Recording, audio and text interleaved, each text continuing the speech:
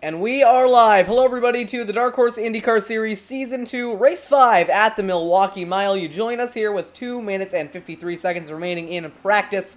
Joining me tonight in the broadcast booth is Thomas Fisher. Thomas, how are you doing tonight? I'm doing very well. How about yourself, Jonathan? Well, I'm doing pretty well as well. Taking a look at your standings here with only a few minutes remaining in practice, it is Charles M. Johnson, who has shown a lot of speed recently, at the top of the board with a best lap of a 21.01.2. Nick DeGroot, your current points leader, trails in second with a 21.041, with Gary Corley in third. Before we get started tonight, let's take a look at the point standings coming into Race 5 here at the Milwaukee Mile as we approach the halfway race of the season. It is currently Nick DeGroot on top with Craig Forsyth trailing by 18 points. However, take a look at that battle for second. Craig Forsyth, AJ Musselman, Brandon Pasalacqua, and Charles Teed all separated by only 3 points. We got a wreck on the front straightaway there. But all four of those drivers only separated by 3 points. Thomas in that battle for second. Who do you like? Honestly, I quite like AJ Musselman. AJ, he's almost a silent ninja in this series. You know, we haven't really talked about him much, but he's just been steadily gaining those very consistent results, and it shows. He's sitting third in the championship. Yeah, absolutely. I think AJ Musselman, he's one of those drivers that's shown a lot of speed, a lot of pace, but he hasn't really shown that consistency. You know, sometimes it's really hit or miss. Sometimes he'll be there fighting for the win at the end. Sometimes he'll just make a bad strategy goal, he'll get relegated to the back, and sometimes he just doesn't really have the speed to begin with. So it's very, very hit or miss when it comes to AJ Musselman. But I think if he can get that consistency nailed, he is going to be maybe even a threat for the championship here. There is still a long way to go in this season. I think one of the unique challenges that this track is going to pose is how flat it is. You know, we saw something similar to this at Gateway, but we've never really seen something like Milwaukee on the schedule before. If we go on board with one of the drivers here, which we'll do in just a moment, you can see going through the turns just how flat this place is. Take a look on board with Josh Garner. He's going pretty slowly coming back into the pit lane. But you can see just how flat this racing facility is. It's quite bumpy too. One of the oldest racing facilities in America. I believe it is the oldest. So there is definitely going to be a unique challenge posed to these drivers tonight. Thomas, what do you think is going to be the key to winning this race? Consistency. You know, I mean, I was chatting with some of the drivers before the race, and to quote them exactly, let me find the quote. He said, I said, how draft dependent is this track? Eric Peterson responded, not much, but clean air is king here. So, I'm guessing we're going to be seeing a heck of a lot of multi-groove racing, which, should be possible here. Yeah, now, I'm not entirely sure on this. I believe that the DW12 IndyCars are still on the version 6 tire model. You'll have to correct me if I'm wrong on that. But that should allow for a little bit more multi-groove racing, and it'll allow these drivers to kind of look outside of the normal groove, look outside of just that bottom line, to try and find some clean air, get that downforce back on their car, and really make these runs work. So I think we're going to see clean air play a big factor in this race, but I also think we're going to see groove searching play a big factor as well. We're moving into qualifying now with 10 minutes on the clock. We'll see which drivers decide to go out first. It'll be very, very interesting to see how this qualifying session plays out, because I think Milwaukee, it's going to reward a very, very different style of driving. I think it's going to be a lot more handling focused, a lot more driver talent focused than we've seen in a lot of these races so far. On board with Benjamin Combs at the moment, we're just looking for a driver who is going out onto the track. Taking a look now at Brandon Pasalacqua in this number 23. He appears to be one of the first drivers taken to the racetrack. Yep, one driver who I think we should keep our eye on today, though, is Bruce Rivers. Brand new to the series, it's his first start in that number 120 car. He ended up practice towards the tail end, lost on setting times, admittedly. Yeah, dude, it's been a long day. But yeah, so Bruce Rivers, it's his first start here, so I'm guessing he's going to be looking just for some consistency. Maybe he didn't get some good runs in practice. But definitely, let's keep an eye on him as Brandon Pasalacqua is coming around now to set his second lap.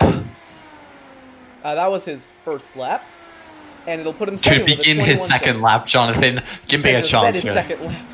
All right, but at the moment, it's Michael Spell at the top of the board going for his second lap now. Michael Spell, a very interesting case in this series. I think we've seen him have some decent moments, but overall, he's been kind of, oh, no, big moment off. Four had to sweep down to the inside there. But as I was saying, Michael Spell, he's been kind of hit or miss. He's had some good moments, but at the same time, he's been very, very inconsistent. Next up, Charles Johnson, who has shown a tremendous deal of pace in these past few races, just has never been there at the end. He is going to try and take away the pole here from Alexander Van de Sant, last week's winner. Johnson is not going to have any luck in doing so and stays 5th fastest. It is Alexander Van de Sant preliminarily at the top of the board with AJ Hobson, race 1 winner, slotting into 2nd. Off the pace now, he is on his 2nd lap. Looking for Gary Corley coming off 4. He will try and take away one of these top spots. I don't believe he's gone fast enough to do it, so Corley stays 4th and 5th fastest. Looking at George Anzaldo now, going down the backhand, headed for turns 3 and 4 to set his first lap. We saw him have quite a bit of pace at Homestead just a few weeks ago. We'll see if he can try and seal the deal today, see if he's any fast. He will only go 5th fastest. Meanwhile, Corey Lane has slotted his way into 2nd. Definitely was not looking very fast in his first start at Watkins Glen, but he's improved quite a bit. He is up to 2nd now. Michael Spell into 4th. Charles Teed into 6th, one of your championship contenders. Going down the back, headed for 3. New paint scheme on the number 27 this week. We'll see if he's able to improve on 6th. Little wide off 4. Coming to the line, we'll see what he sets. It's a little bit faster than his first lap, but I believe he is going to stay 6th fastest. Thomas, what are you noticing out of this practice session so far? What? Qualifying okay. session so far. Yeah. Well, you can see, I mean, there does seem to be a difference in line between a lot of drivers, and you can see as well, you kind of have, you know, that little descent. We got a big plateau pretty much within about half a tenth, and it starts dropping down again there towards last place, about half a second back. Yeah, that lap time vision, it's a new thing that we got a little bit into the season, and it's very, very helpful for kind of visualizing these drivers' lap times. Max Davies on track now. Nick DeGroot out as well. We'll see what he sets on his first lap. Nick DeGroot with no lap time recorded so far, so that might have been his out lap. This will be his first scored lap, given that he does not get any incident points along the way. Into 3 and 4 now. Holds it in that bottom groove. You can see that dark stuff is kind of where you want to stay. Off 4 and down to the line. Nick DeGroot, one of your championship favorites. 21-1, only 9th. Yeah, but that is his first lap. Coming around his second lap, you can see all the way out to the outside wall. Nice line through there. Looking to head into turns 3 and 4. You want a later apex here. Apexing pretty much in the middle. Nick DeGroot. Line through there. Very good line there. And across the line to set a 21-0 to 8 and puts him in 2nd. Nice lap by Nick DeGroot to go 2nd on the board. 0.003 of a second behind our current pole setter, Alexander Van de Sant. Yeah, that was a very, very good lap. The only 2 drivers left to qualify, Jeffrey Duncan and Max Davies. I know Davies, he is loaded up onto the racetrack, but he is not moving yet, so we'll see if he might just be trying to get the engine heated up. Yeah. I believe now would be a good time to go over our penalties from last week. Oh, all right, go ahead. Because there were some, if the page wants to open up. Okay. So there were 4 penalties given out. We're only going to have a look at 3 of them. So, Schwabauer has been given an EOL for level 2 avoidable contact. So that was on lap 15, turn 1. So when he missed his braking zone and hit Eric Schaus, that's what took Eric Schaus. Well, I would more call that, you know, basically just ramming into him. Yeah. We're not getting into that. This is the admin's decision. For level 2 avoidable contact. And now, okay, so then there was the admins have declared it being netcode between Van de Sant and Forsyth. Yeah, but Forsyth has been blocked. Forsyth took the lead. Or sorry, it was Van de Sant who took the lead by giving Forsyth a little bit of a bump in the rear wheelhouses. That turned out to just be netcode. We didn't point that out on the broadcast too much, but it did end up just being netcode contact, so carry on. Yep, but Alexander Van de Sant has lost 5 championship points for level 1 avoidable contact. Ooh. That's definitely not good. Not going to help his chances in the championship, especially when I believe he's already down 2 starts, because I don't believe he joined us until, I want to say Gateway. And if not Gateway, then it was Homestead. So he's either missing 1 or 2 starts here. And missing 5 points again is definitely not going to help him out. As Max Davies crosses the line to set a 21-0-3-8, it'll put him 3rd on the board.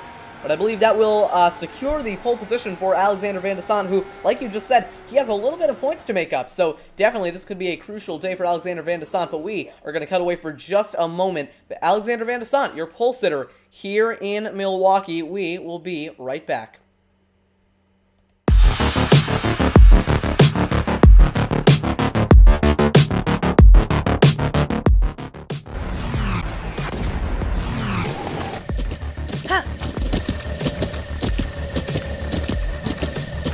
With the Butt Kicker Gamer 2, what you see and what you hear is what you feel.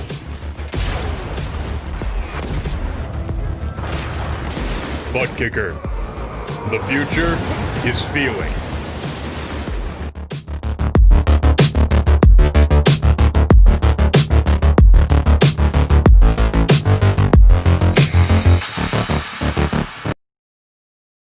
Welcome, race fans. This is Paul Page, the voice of IndyCar. And today we're excited to present another IndyCar event brought to you by the Dark Horse IndyCar Series. From the Unzers to Mears, to Foyt and Andretti, now it's Corley, Peterson, Davies, Gardner, and Teague.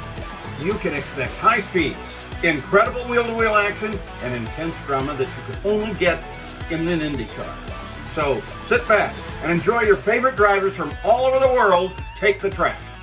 Dark Horse IndyCar drivers, start your engines. And we're back live here on TMG with Charles T. Charles, how is it going?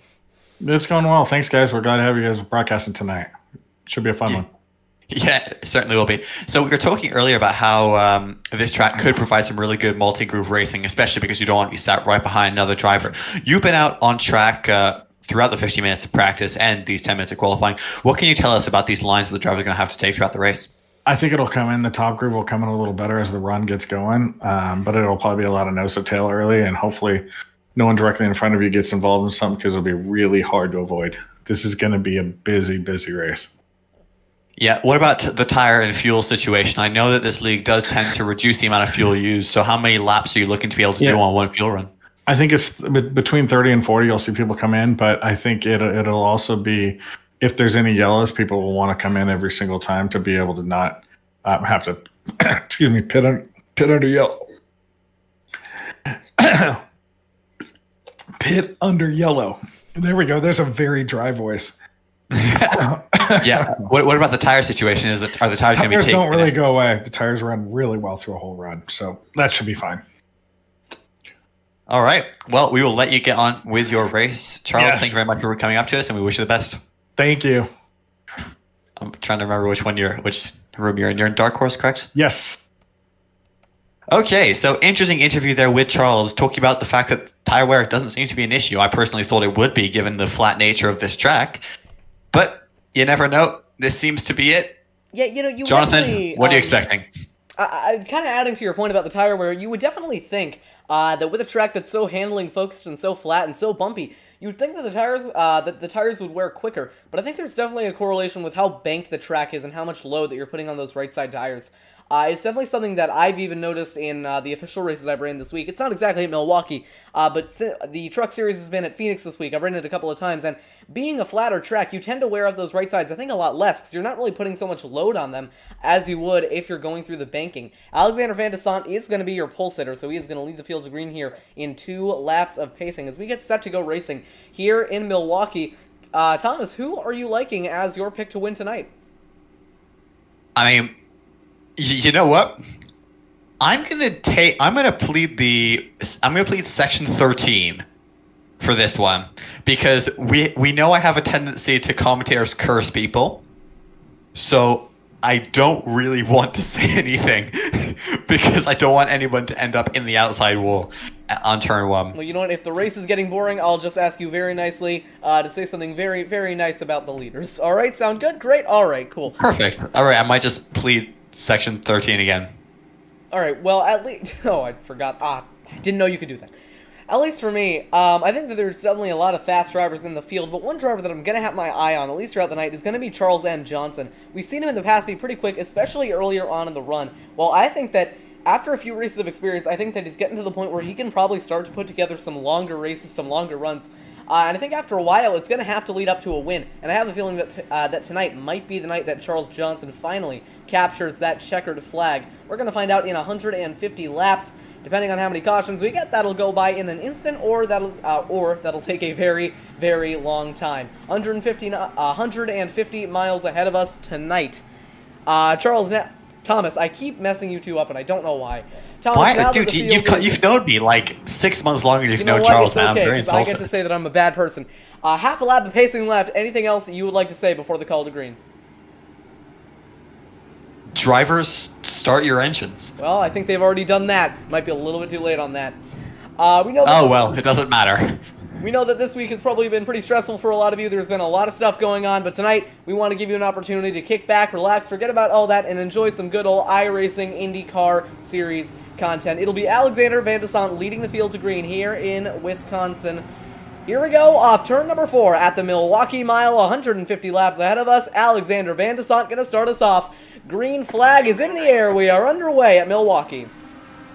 Very good start from Alexander Van de Sant. Nick de Groot just pulling in behind him. Single file there all the way back to Max Davis, Corey Lane. Nobody looking to be really side by side. Oh, there's a big battle going on at the back here between Jim Brooks, it looks like, and AJ Musselman for 12th place, it looks like right now. At the back at the front. Yes, side by side for second. Davies and de Groot. Davies on that outside line trying to make that run work, but de Groot going to be in that dirty air of the leader. Davies trying to get that run off the high side. Corey Lane in the fight as well in 4th. 3-car battle for 2nd now. AJ Hobson gaining on them both as Alexander Van de Sant pulling away at the front of the field. De Groot fighting back on the inside. Pretty spread out as you go towards the back of the pack, but a lot of close racing going on, a lot of battles. The main one that we're focusing on for 2nd. Take a look at Corey Lane on the outside, trying to get that run on Nick de Groot. De Groot sliding up in front of Corey Lane, holding him out now. Lane to the bottom of the racetrack. Nick de Groot going nowhere in a hurry here early on, coming lap 4 of 150. Yeah, Nick de Groot already fallen down to 4th place is going to be as they get to the line, but Nick de Groot does have the run, and side by side as well behind them between AJ Hobson and Georgia Anzaldo. Very close there once again between Lane and de Groot. De Groot nearly got into the right rear quarter panel of Lane. Now down to the inside goes George Anzaldo for 4th. Side by side nice with move. Lane. You can see just how much faster it is to go single file around here. Take a look at how much Nick de Groot is going to pull out here. Yep, but one driver would Oh, like to have Lane's a look going at. wide, and that is really going to hurt his momentum. I think he might have got caught on the curb just a little bit, got in the dirty air of de Groot. It pushed him up the track. He had to jump out of the throttle, and Anzaldo lost a ton of momentum. He is back into the clutches of AJ Hobson. But one driver who I think is really important to have Look a at this, look look at at this. right 3 now. wide, down the front straightaway. David Leclerc taking advantage up the track. I believe that was Eric Peterson who got the short end of that stick. Josh Garner in the fight as well. Big battle going on just outside the top 10. Yep. One other thing of interest, though, is to have a look at Alexander Van de Sant, who has pulled in a gap of about 1.998 seconds. He has buggered off like a stabbed rabbit, this Not kid that has. one again. I feel like you haven't used that one since Gateway, as Michael Spell gets on the apron just a little bit and allow Garner to hop to the outside and try and make that move for 11th. Side by side, going for 3. Garner looking to clear. He'll try and use that high line to his advantage. You already see drivers looking up the track quite a bit, looking up the track in 3 and 4 quite a bit. He's gained 3 and it's benefiting tenths. him. What's up? Alexander Van de Sant just pulled 3 tenths in a lap Oh my. on Max Davies. So that tells me one of 2 things. Either Alexander Van de Sant is banking on a short run here and is not worried about saving his tires, or he is just really, really fast. I'm going to take a bit of the former and a bit of the latter. That's not really an option, Thomas. This is a multiple choice test. You don't get to bubble in the middle. You see, that's why I'm failing both chemistry and physics. There we go. There's the self-deprecating humor we were missing. Michael Spell into 13th, battling with Jim Brooks for 12th. Eric Peterson back in 14th. Watch for Musselman, battling with Forsyth. Forsyth trying to get the run off the top. Now here goes Peterson. Down to the inside on Spell and headed for turn 1. We have gone 11 laps so far, all of them under green flag conditions. Yeah, this is an absolutely sensational battle for 13th. It's pretty much everyone from about 13th down to, oh goodness, about 20th. in your picture right there, that is a crazy amount of people all fighting for the same position. Everyone switching places every single lap. As AJ Nelson Musselman, up the track. She's going to go AJ wide. Watch Musselman the is cones going on the in and out. inside. That nearly AJ goes Musselman. through wide. Yeah, AJ Musselman there is blinking. That's not good. Oh, yeah, For the that's young definitely not man a great from the sign. Western Comes up the United track States. nearly into Nelson. That's going to check her up and bring Brandon Pasalakwa into the battle. This fight is slowly moving backwards. And everyone's kind of like slowly migrating to the back if you get caught up in it for too long. Speaking of drivers who have been migrating towards the back, Brandon Pasalakwa not having a very good run right now, currently running in the 19th position. After some pretty strong runs at both Gateway and Watkins Glen, Brandon Pasalakwa not having a great time here at Milwaukee. Yep, he did qualify 18th though, so only one position down on what he was before. Yeah, the gap now 2.8 seconds at the front. Take a look at his steering inputs here. You're going to see they're really not smooth. He very obviously is not confident in the car and its abilities to make the turns. But there's a very, very nice battle going on here between Nelson, Spell, and Pasalakwa. Nelson, she goes back to the inside on Spell towards turn number 1. Kristen Nelson going to take that spot away. Yep, very good move there from Krista. You can see Brandon Pasalakwa down the inside, looks like, of Michael Spell. He's trying to go for it through turn 4. He has the run on exit. Will Michael Spell be able to fight back? He is. Brandon Pasalakwa is going to have the inside line into turns 1 and 2. There's a very nice battle going on for second right now with Nick DeGroot and Max Davies. Davies is around him at the moment, but there is only a 4/10 gap between them. Yep, and Brandon Pasalakwa is going to have another go. Oh, blimey, this is absolutely heating up a ton here as Brandon Pasalakwa somehow pulled a run out of that gearbox of his and just... I mean, you would say this young man has about 20 extra horsepower than everybody else in his car as Michael Spell gets very close to the wall. I think one thing Spell might be doing there is really trying to extend that exit, get as close to the wall as he can, trying to keep that speed up because I think we're going to see momentum playing a big factor in this race tonight. Take a look back up to third and second. Nick DeGroot battling it out with Max Davies, trying to get closer to those rear wheels to his gearbox. But with that dirty air, does not really able to do much. We'll see if he decides to look up the track. His one car in the pits, it's Jeffrey Duncan. Yep. One thing though, I think something's happening to Alexander Van de Sant. I've heard he was yelling over the radio. Well, he does have lap traffic to deal with now. Yep. Okay. Who is that? There was a lap car who looked to have Bruce Rivers. It was Bruce Rivers got in Alexander Van de Sant's way, and he was not very happy about that.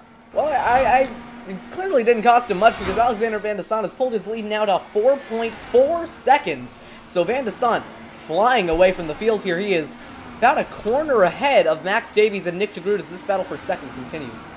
Oh, and Davies goes wide. Good opportunity for Nick DeGroot here, going down the inside and headed for turn 1. Nick DeGroot going to take away second. Yep. Alexander Van de Sant has become Starship Enterprise and hit Warp 5 in this race. Ooh, bang in a Star Trek reference. I'm sure that at least one of our viewers would get that. Or any viewer that was born before 1998 would probably get that. As Alexander Van de Sant is catching up to go more. Ahead and let us know if you did indeed understand that reference. Battle for third going on. Max Davies going to the back with Corey Lane looking down his inside. All of them getting stacked up as now Nick DeGroot has a lap car to contest with this time. That one, I believe it's 120 of Bruce Rivers getting out of the way. Back to the battle for third. Max Davies pulling away. Corey Lane in fourth with George Anzaldo going up the track just a little bit in 1 and 2. And now Alexander Van de Sant's having to contend with the traffic. He just lapped Michael Spell. He's trying to lap Todd Schneider and Joe Aguirre. Is lapping Alexander Van de Sant. Incredible. Don't mind me. He is just and that fast. Who's that in the pits? Jeffrey Duncan is in the pits. Yeah, he has been. I pointed that out earlier. He has been in the pits for quite a while now. As Alexander Van de Sant getting his exit. He's going. A little bit. Jeffrey Duncan is moving. Oh, all right. Well, he's out of the pits now. I wonder if he might have gotten involved in a crash early on. Oh, yeah, Van de big Sant battle had to check though. up there through 1 and 2, battling with the 86 of Schneider, trying to put him a lap down. That gap at the front closed by about 2/10 that time by. Interesting battle here between Peterson. Not Peterson. My brain stopped working for a second. Please hold. David Leclerc. Oh, iRacing. Forsyth, Why you Forsyth, be like Forsyth. this? It's Greg Forsyth. Is it? Oh, dude, this is iRacing is trying to become the death of me. So Leclerc got checked Okay. up off 4 there, though, because now AJ Musselman is on his inside, side by side, going for 1. Leclerc is going to lose that spot, but fights back on the outside line. Good defense there from David Leclerc. Gap at the front is 3.7 seconds. Nick de Groot is catching Alexander Van de Sant, and I realize I probably just commentated cursed him. Nick, I am so sorry. We'll take a look at this battle here for 14th. Both these drivers starting to move up the track a little bit. You saw AJ Musselman there pulling away, but not running the bottom. He was running about a lane off, and that makes me think that that outside line is starting to come into play here. Benjamin Combs down to the inside on David Leclerc, takes away 14th. No, that is 15th. And David Leclerc is losing positions quite rapidly, so I have a feeling those tires not feeling great right now. Yep, Alexander Van de Sant, though, he is caught up in lap traffic up to his ears right now. I mean, there's just car after car after car after car in front of him, and he is getting closer and closer and closer to the wall every single exit. Yeah, that dirty air definitely not going to help him. If he's not getting physically blocked, that arrow is definitely not going to give him much of an advantage. Gaining on, I don't know who that is. That is the 312 car of who knows. He's going to go down the inside, though, and lap he just that. went down the inside of the 4 of Joe McAdree. Now he's going down the inside of the 32 of Jeffrey Duncan. The number and was now 1 he's in catching 30. up to Brendan Pasalacqua. Oh, and in yeah, that I see number what you mean there. 23 He's car. definitely going wide off 4. Gaining on Pasalacqua, that's the 18th car. So everyone 19th on back, a lap down. It's definitely going to hurt him quite a bit. The gap at the front down to 3.3 seconds. I do wonder if that early run pace that Van Josh Gardner. had. Sorry, Josh Gardner down the inside of Gary Corley. Brilliant move. Absolutely beautiful. Play in the dummy on through turns 3 and 4. Snuck to the inside and just 4. absolutely. Am I behind? No, I'm not. Okay. Nope, I'm I just explaining what missed it. just Sorry about happened. that. Yeah, brilliant move there from Josh Gardner. But you are right, there is quite a nice battle going on here between Gardner, But Gary Corley and has gotten back past him. These two are absolutely having at it, tooth and nail, not nooth and tail. Tooth and nail. No, they both got pushed up the track there. Gardner got a lot closer to the wall than I imagined he would like. Sorry to cut you off there, just I thought that we were going to see a car on the wall. Yep, don't worry, I thought it too. Another battle that could be looking interesting is between Corey Lane and George Ansaldo. They are about 0.4 of a second.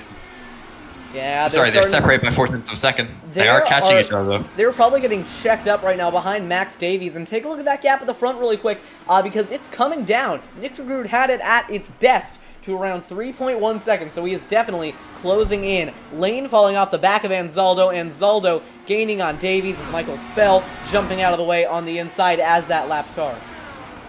Yep, gap continues to close, though, between Alexander Van de Sant and Nick de Groot. I think Nick de Groot is just handling this traffic a lot better than what Alexander Van de Sant is. Well, I wouldn't say that because it's still 3.5 seconds. It gained just a little bit, but he's still gotten under that 4-second range.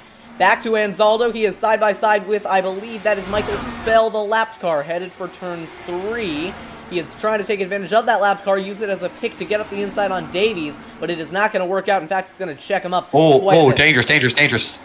Sorry, Alexander Van de Sant and Bruce Rivers. Bruce Rivers decided to hug the outside wall through the turn and just absolutely cut Alexander Van de Sant's nose off and gave him all of the dirty air. That was interesting from Bruce Rivers.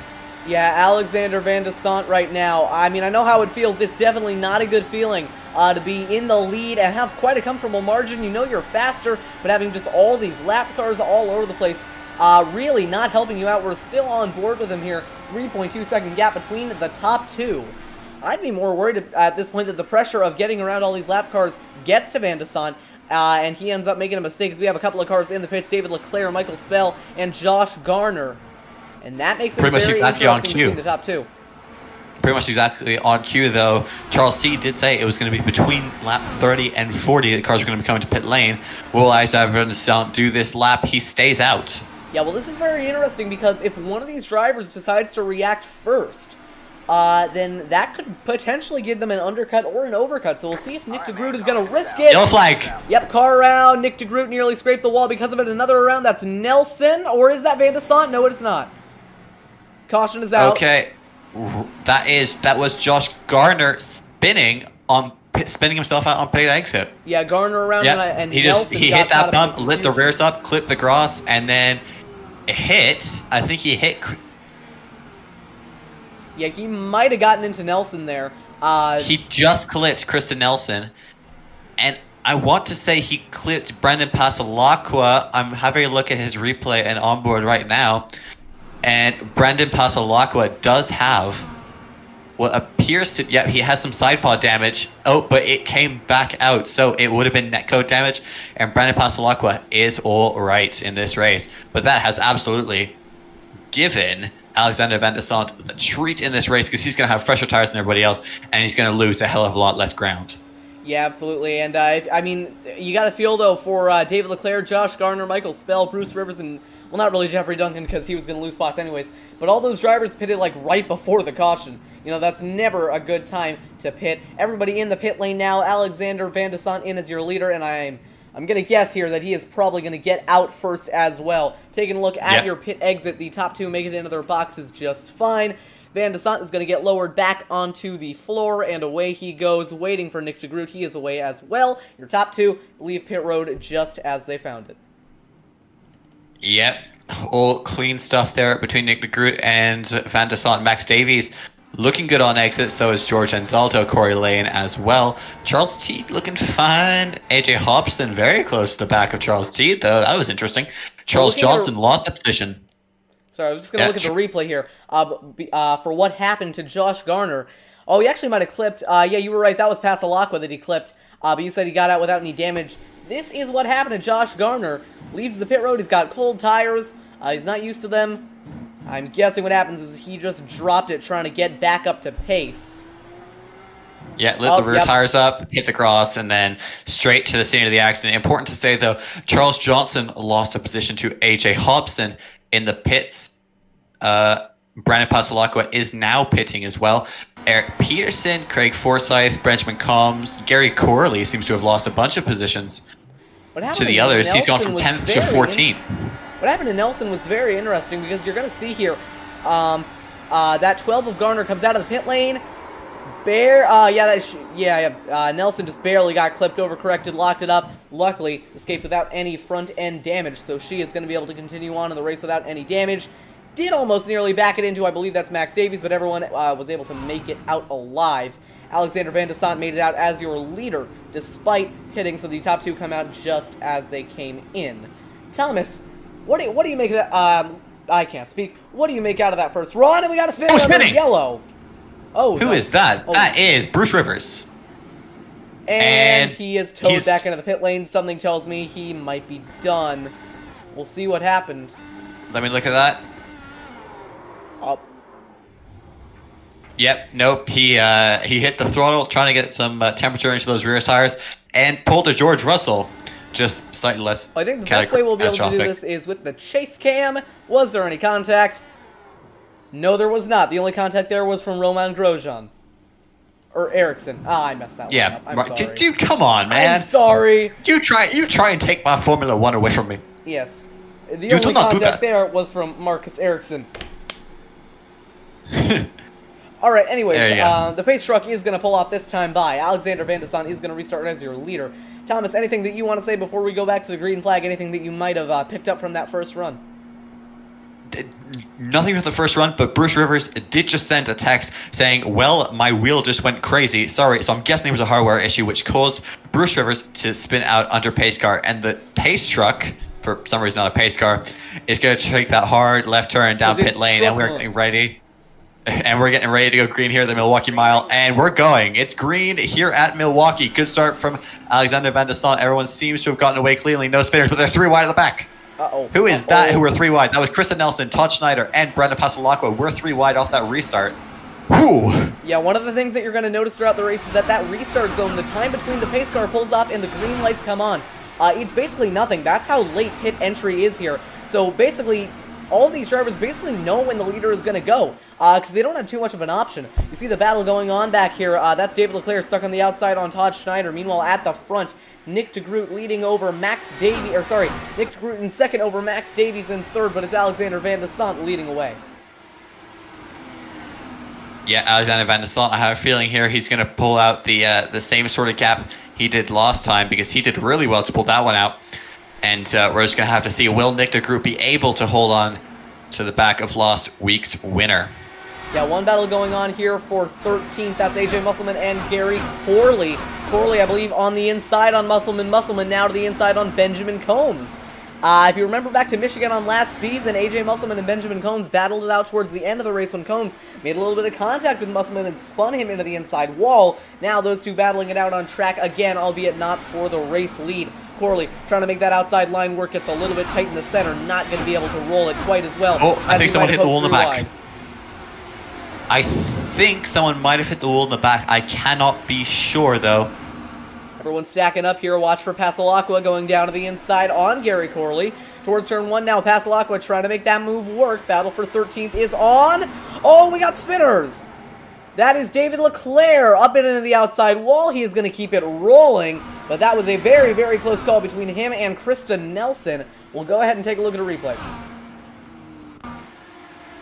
Yep, Krista Nelson is saying that he might have come down. Well, we'll take a look at it. Nelson. He did. He came down. Yeah, that's definitely on. Leclerc.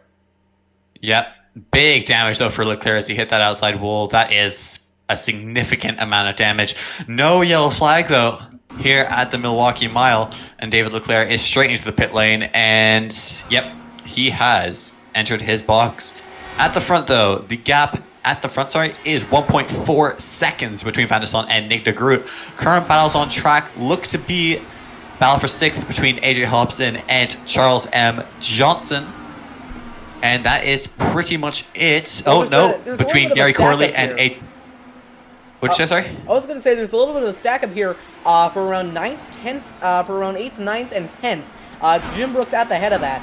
Eric Peterson in 9th, Forsyth in 10th. Another kind of a pack behind that, led by Benjamin Combs. So a lot of these single file packs that we're seeing around the track. Musselman looking up high, trying to make that high line work. Not going to work out for him at all. He's going to lose quite a bit of time to Gary Corley, headed for turn 1. Yep, one important thing, though, we have to remember in this race is that everybody south of 14th place, that's 15th place and below, are 1 or more laps down. And that might increase as this run goes on. Yeah, so they're just kind of going to be everywhere and anywhere on the track. Who's that lap car? That is Bruce Rivers, who's cut right in front of Alexander Van de Sant. That was dangerous from the young man from South Carolina. Might have cost him quite a bit, though. 1.5 seconds between your top two. I think Nick might have learned quite a bit from that last run. Oh, yellow flag. We got a caution. Who, what, where, when, and how? I believe it was for Charles Johnson, wrecking the back.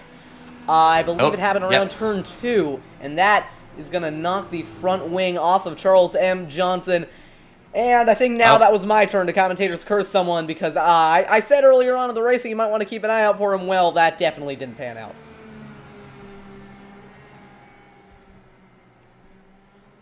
Yep, Charles Johnson clipped that inside curb and around and about into that inside wall. And Alexander Van de Sant not very happy with Bruce Rivers.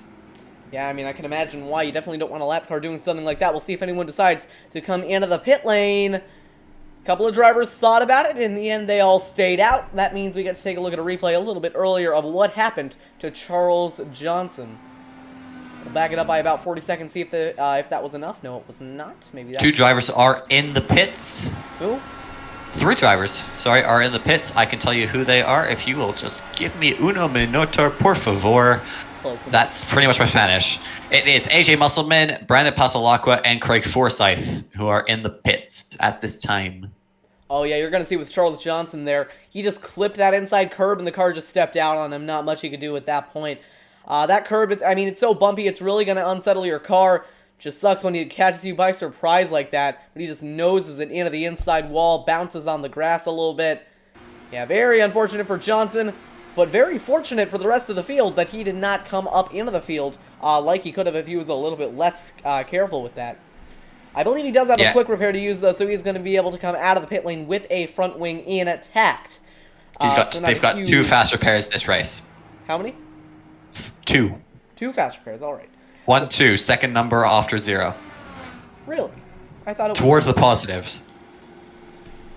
So the legs are still on the pace truck, which means we get at least another lap of pacing. So we're going to cut to commercial break, and we are going to be right back.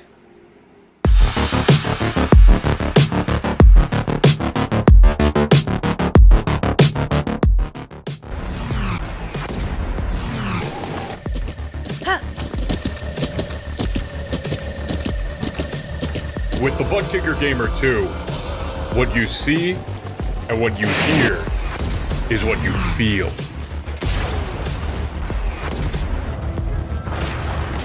Butt Kicker. The future is feeling.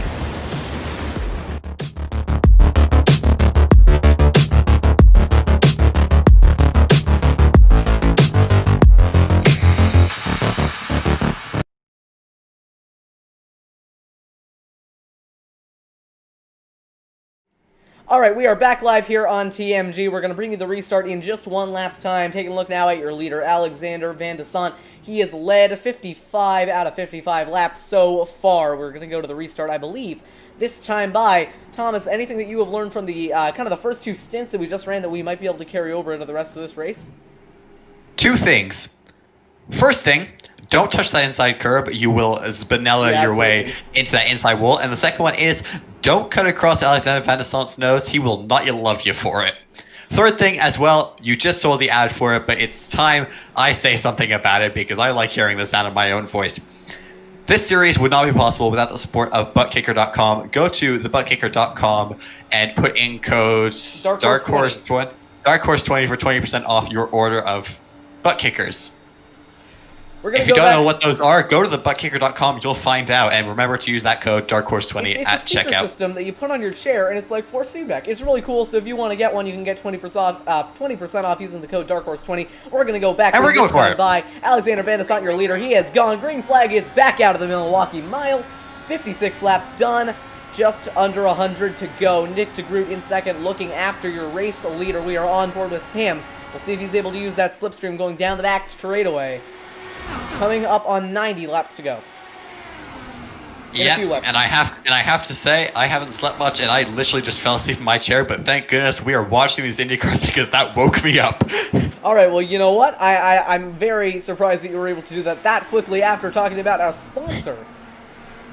To clarify, I'm kidding. I was about to segue into how good these cars sound. Oh, God, sorry. You gotta let me.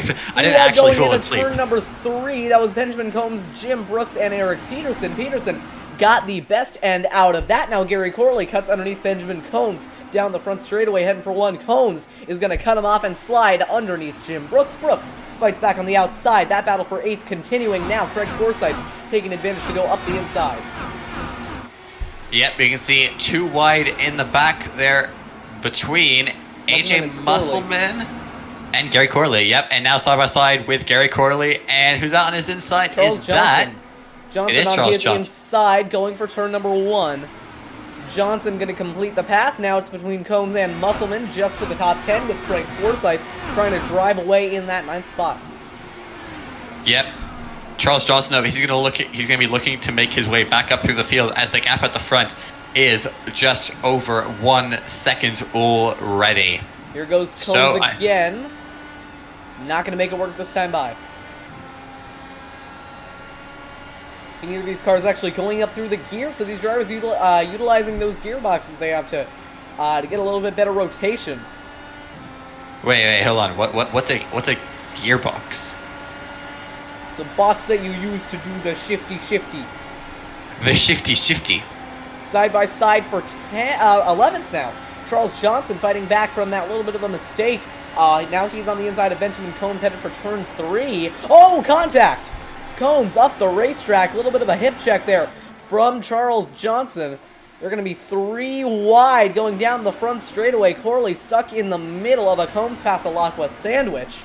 Corley able to make the run towards turn 1 work now. Only 8 tenths between your top 2 in Nick DeGroot and Alexander Van de Sant.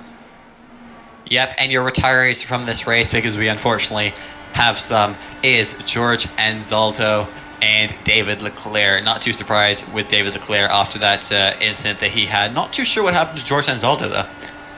Yeah, I think Anzaldo, that might be some connection issues, may have, I don't know, mechanical failures don't exist, so we'll just call it a gearbox issue. Coming lap 65 of 150 now. Nick DeGroot falling back just a little bit into the clutches of Max Davies lurking in third. Battles on track include a little bit of a fight for 15th here between Michael Spell, Krista Nelson, and Joe McAdory. Yep, who's that, though, getting very close to that outside wall? Not AJ Hobson, it is Jim Brooks, who seems to be getting awfully acquainted with that outside wall out of turn 2. Have a look at him maybe on this lap out of turn 2. Will he get as close as he did last time? Because last time he was within a hair's width. Oh, Hobson up the track. AJ Hobson got pushed up the track just a little bit by Eric Peterson. A little bit of the arrow. Something happened. Caution's out. Oh, we got a caution on track. Oh, Yep, three-car crash. Turn 1 and 2. Krista Nelson. Oh, and it was the battle we were just talking about. Krista Nelson. I believe that's Brandon Pasalacqua and one other car involved, Todd Schneider. 3-car crash in turn 1, and for the second time today, Krista Nelson with some pretty bad misfortune here. That'll be her second wreck of the day. Towing back into the pit lane, she might just call it quits. Caution is out on lap 67 and 150. Krista Nelson looked like he came down on Joe McAdory's nose, even though Joe McAdory seems to be taking the blame for that incident.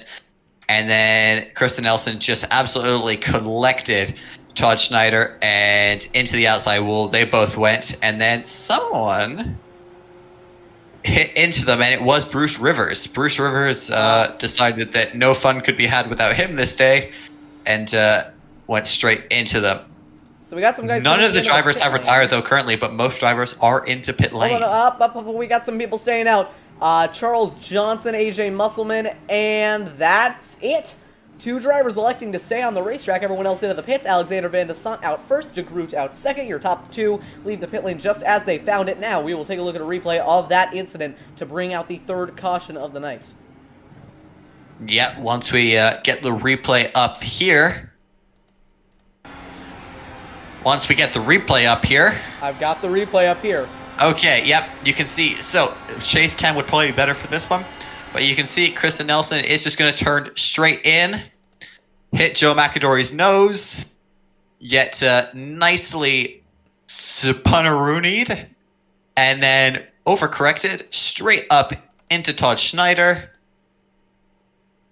And well, I don't know. That wasn't so much an overcorrect. I think that Nelson. Sorry, not an overcorrection. Yeah, Nelson hit the front right wing of McAdory. And at that point, they just both went plowing into the outside wall. And here comes Bruce Rivers. He wanted to have fun, too. Gave a... man, I don't even know how... Bruce, what are you doing, man? We'll go on board with him here. But he's basically just running the wall. He sees this wreck happening in front of him. I mean, we know these cars have enough downforce to the point where he probably could have avoided that. Those 3 cars ahead, that's the wreck that's about to happen. They go into the wall, and Bruce is just like, you know what? Why not? You know what? Friends! Hey, and friends! Bonk. Yeah. I mean, to each their own. If that's how Bruce wants to make friends, we need to respect that. If he wants to make friends through online racing, good on you, son. Most of my friends I've made through online racing. That's how I met Jonathan here. Yeah, friendship or something like that. We'll take a look at one more angle of the incident here between Nelson and McAdory. Nelson going to come down, a little bit of contact, up into Schneider, into the wall they go. And here comes Bruce Rivers. He just wants to have some fun. Bonk. But can we just point out, Bruce Rivers hit the wall. Yeah, I don't really know what he was thinking there. I think he was just like, you know what? I am tired of not crashing. I haven't crashed in a solid 20 laps. I want to crash too. We probably shouldn't have said that, but okay. You know what? It's okay, because I don't even know how you can deny the fact that he just bonk. And who's that coming out of pit lane? I do not know, but it's one of the great Todd Schneider. Garner? It is Todd Schneider. Schneider.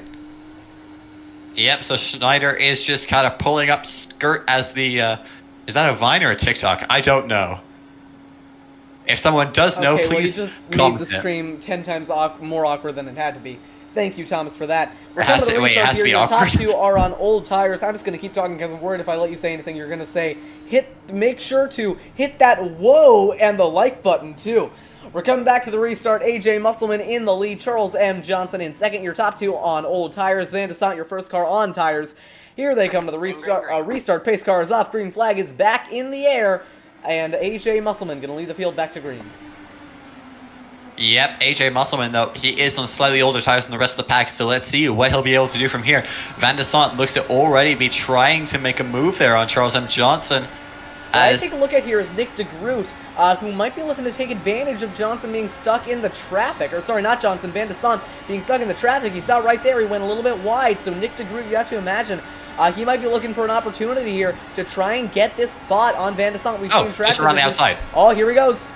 He just, yeah, he just Nick. This should be a thing. We should have that. Someone make us a poster that says just Nick DeGroot things, because only Nick DeGroot can make that Maybe move. Don't. That doesn't sound like a good idea. 3 wide behind Corey Lane on that outside lane. AJ Hobson falling back just a bit. Alexander Van de Sant relegated to 4th. Nick DeGroot Yellow flag. 3rd. Oh, we got a caution out again.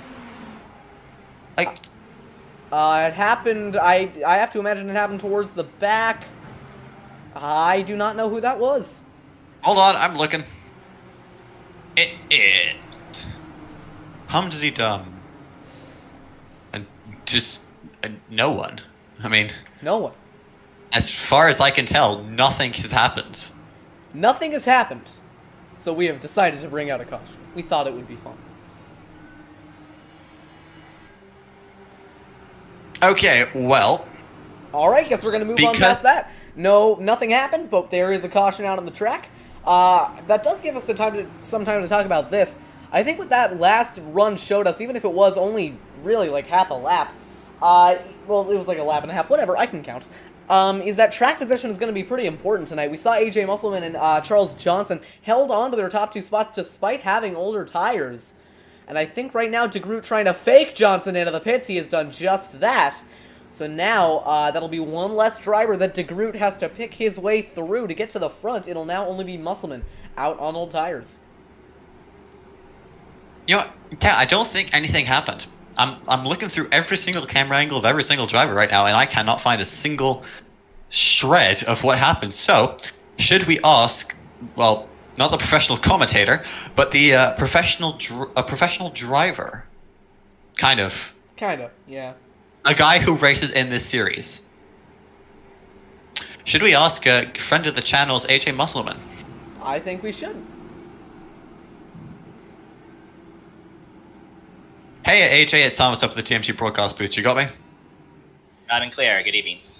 Good evening. So, from what we can tell, nothing happened to cause that caution. Are we wrong? Did something happen? Can you enlighten us?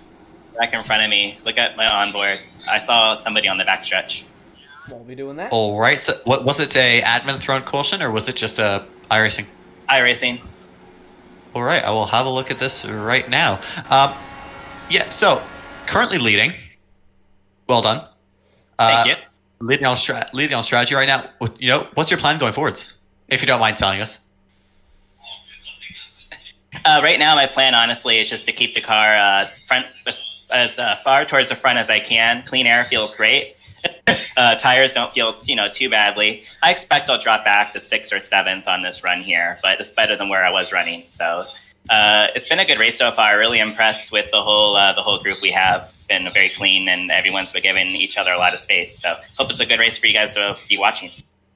Yeah, it is. It's been very, very entertaining. We're on lap 76 right now, coming to lap 77.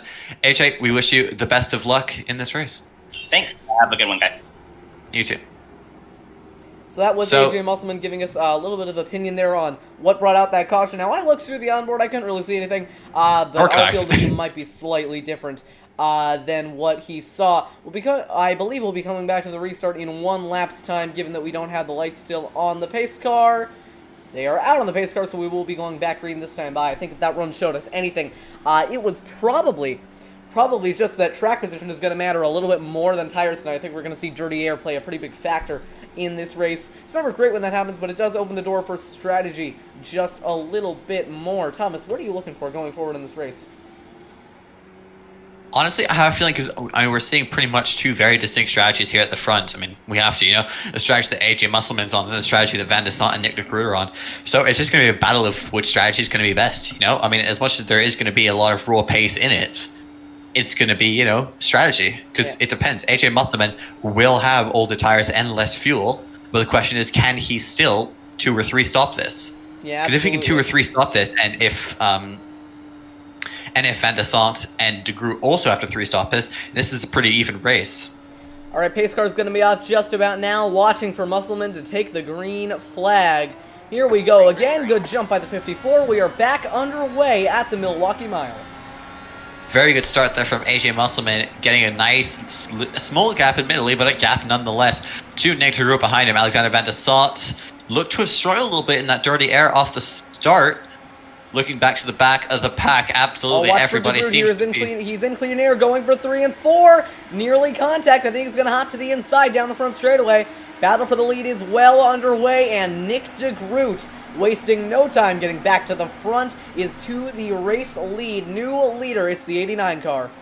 Yeah, Van de Sant's looking to follow Nick de Groot through. Nick de Groot giving Van de Sant all the dirty air in the world. Oh, as Van de Sant clips that both up the curb. track right there. Yeah, and Van de Sant looks to have shut the door almost on Musselman. Aggressive, but it worked, so it worked. Hey, you got to do what you got to do, especially when track position is this important. I think that this is really going to be telling to see really how much of a difference that clean air makes, because we know Van de Sant on raw pace is probably a lot faster than de Groot. Well, now we'll have to see if he is able to make that 4/10 gap up, coming to lap 81 of 150 this time by. Yes, we most certainly are. Gap at the line that time was 4/10 of a second, so Nick de Groot's going to have to look to extend that. But having looked towards the back of the pack, it doesn't seem like anybody really is side by side. There's that 3-car battle between Benjamin Combs, Gary Corley, and Charles T. But, they're just kind of chilling single file. Everyone's pretty single file. I think everybody's pretty much calmed themselves down and realized the fact that this is still a long race, just over halfway through this 150-mile race here at the Milwaukee Mile. Yeah, we absolutely got a very, very long way to go. 6/10 between your race leaders. I think the first half of the race always takes a lot longer than this last half, given, of course, we don't get a ton of cautions. So we'll see, because I think these laps are going to start winding down quite a bit quicker. And I think we're going to see a little bit more risky driving out of these guys, trying to make up as many spots as they can. Because after a while, you're going to run out of time. Battle right now for, I believe that's 11th between Benjamin Combs and Charles Keith. One thing we're going to have to be careful, though, or sorry, these drivers are going to have to be careful of, is that they can't have the attitude of, oh, well, there's probably going to be another caution at some point, so I actually need to make up as many positions as I possibly can as quickly as I possibly can. If not, you will be the one causing that caution. Oh, and Combs went wide there. Had to jump out of that gear into a gear below, trying to get the car to rotate just a little bit more. He is going to give up that 12th spot to Charles Johnson, trying to work his way back through the field after that mistake of hitting the curb. Yep, super unfortunate there. And having a look a bit further back, the battle between Brendan Pasalacqua and... contact between Combs and Johnson through 1 and 2. That got very much close. Sorry for cutting you off there. Continue on. Yeah, it's all right. Battle between Brendan Pasalacqua and Joe McAdree is still going on. About 0.3 of a second between the two of them, as still side by side is Benjamin Combs and Charles Johnson. Yeah, I think this race is... I think right here, what we're seeing out of Benjamin Combs, it's something that I heard on an iRacing stream I was watching the other day, that at these really high levels of racing, these guys are going to give you a lane to work with. They're not going to give you more than a lane. That's what Benjamin Combs is doing right now. We're seeing him really squeezing Johnson up against the wall, a little bit less so that time by. But I think that we're going to see Benjamin Combs not giving Johnson a lot of room here. Johnson, though, on that outside line, able to make it work. He will inherit the 12th position. Yeah, gap at the front right now is 0.8 of a second. Van de Sant, 0.7 of a second now as we get across the line. Van de Sant is closing in about 0.75 of a tenth a lap. So this might be a very hot and spicy... What did you say, sorry? I just said that is very specific. 0.75 of a tenth per lap. What else do you want me to say, man? I'm a very specific person. I'm just saying 0.75 of a tenth per lap. That's definitely... I mean, it's a decent amount. But at the moment, now the gap is extending again. It's getting closer to that 1 second mark. Yep. I think Van der Sant might just be chilling, saving his tires, and get ready to attack Nick de Groot when we get towards the end of the race. Interesting battle, though. Well, soon to be battle, hopefully, from about 3rd place all the way down to 7th, maybe even 8th right now. So that is AJ Musselman, Max Davies, Corey Lane, AJ Hobson, Eric Peterson, and Jim Brooks. Yeah, you know, these guys, you know, they're all within a shot of a podium. Yeah, absolutely, and I know AJ Musselman right now on those older tires, so I imagine that understeer is going to get pretty bad as this run goes on. The thing about these Indy cars is that when these tires wear, they drive terribly. I mean, they are downright awful to drive, because you turn into the corner, it's just insanely tight, you get back on the gas, it's all kinds of loose. These things do not play nice once the tires start to wear out, so I imagine Musselman is going to start to struggle on his tires, but he is holding on very nicely for 3rd right now. Yeah, he most certainly is. So AJ Musselman, he said his goal was just to sit in 6th, but I'm pretty sure he's still going to want that podium. Very much so, as we're now on board with Corey Lane in that beautiful red car. Yeah, I mean, if you remember back to Gateway, AJ Musselman tried a very similar strategy, and that ended up getting him a podium. I believe he came in 2nd to Nick de Groot in that race. Milwaukee, not all that dissimilar from Gateway, just a little bit shorter and a little bit flatter. But a strategy like that could very well work out, as at the front the gap is down to 0.6 of a second. Those top two starting to compound as Jim Brooks is on the inside of Eric Peterson. Yep. So when I said this battle was going to start heating up, it most certainly is. But, you know, it's looking as if AJ Musselman is kind of pulling a gap to 4th place Max Davies. You know, it's there or thereabouts. You know, just over 0.6 of a second. Yeah, I mean, on one hand, there are those drivers that are able to make these cars work on older tires. I know that there are some people who happen to like driving on old tires better than on fresh tires. So there's always a very specific set of skills that these guys can use to try and dial in these race cars, even once they're well past what I'm going to call their expiration date, to the point where they really should not be as drivable as they are. But some of these guys make it look easy on these older tires. That's a very interesting term, that expiration date. Yeah, but for you tires. know what? You open the fridge to look at the tires, and say, they've gone bad. They were supposed to expire on lap 68. Man, they've made it to 69. These tires have gone bad. They're no good anymore. I don't know where I'm going with this. Gap at the front is sitting around 0.7 of a second. Just stop talking, Jonathan. Yep. Stop. We're going to be taken off the air. I'm going to drink some water. Thomas, update us on the race. Yep, so gap at the front. Sorry, that's cracked me up now. Gap at the front is down to 0.6 of a second, with about 6.4 seconds separating Nick de Groot and AJ Musselman in 3rd. So this is very much so a 2-horse race at the front. A second gap pretty much between 3rd and 4th place of Max Davies and AJ Musselman, but the other way around. Musselman is in 3rd, Max Davies is in 4th, 0.9 of a second now. Yes, Jonathan, are you back? I am back from sipping my water. Can you see clearly now? The rain has gone. Huh? How do you not get that reference? Okay. There is no rain on iRacing. Well, what are you talking about?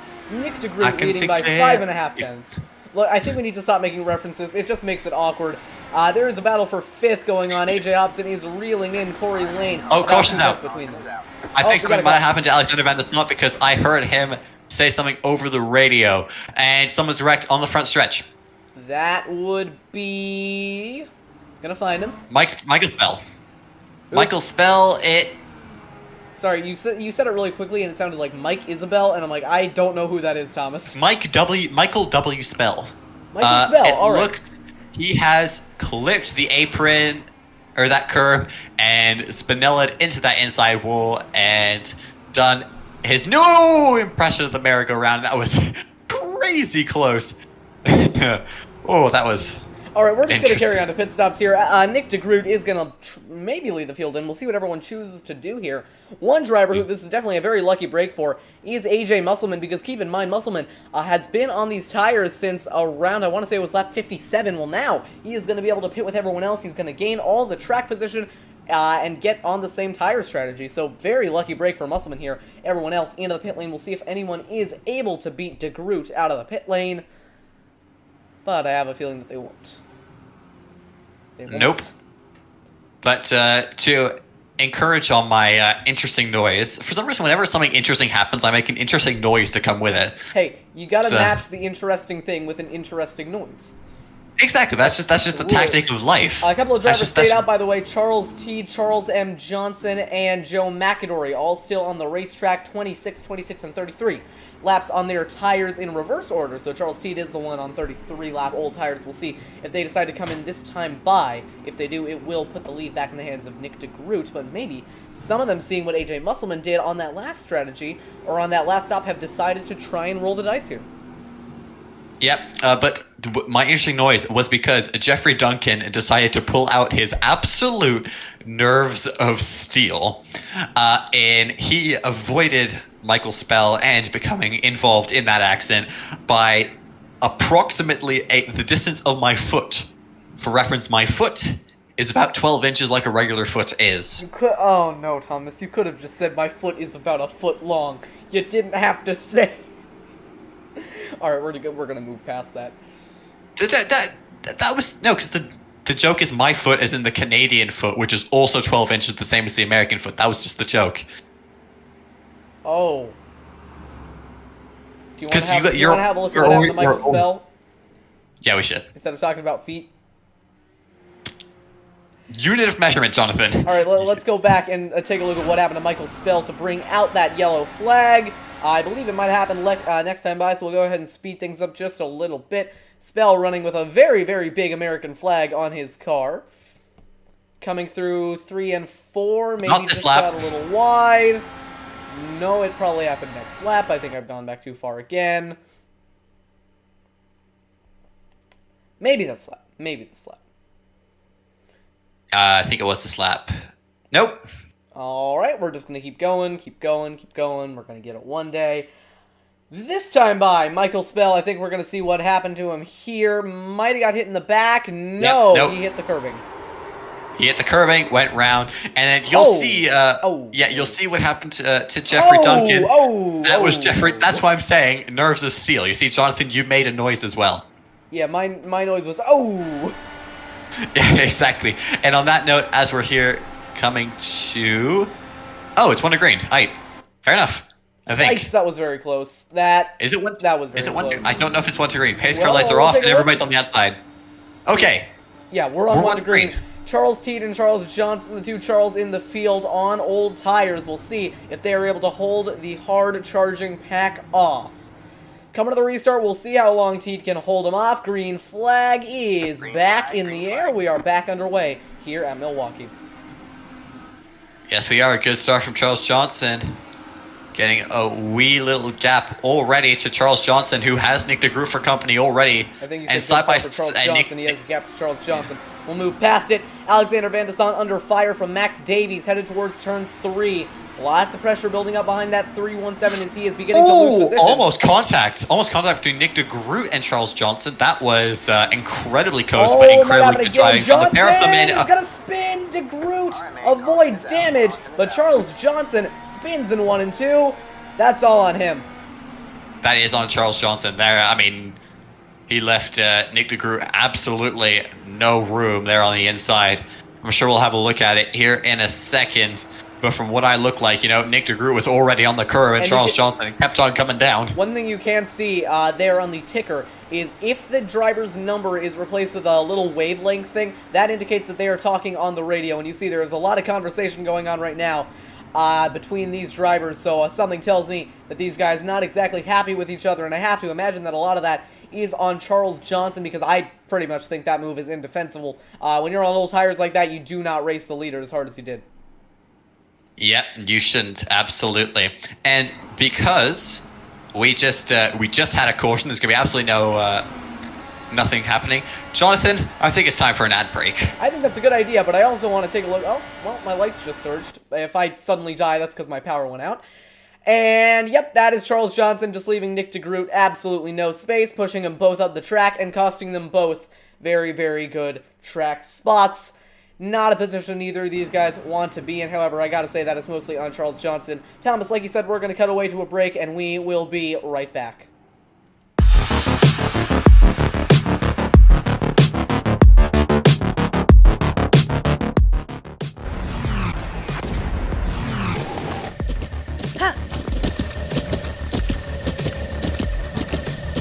With the Butt Kicker Gamer 2, what you see and what you hear is what you feel.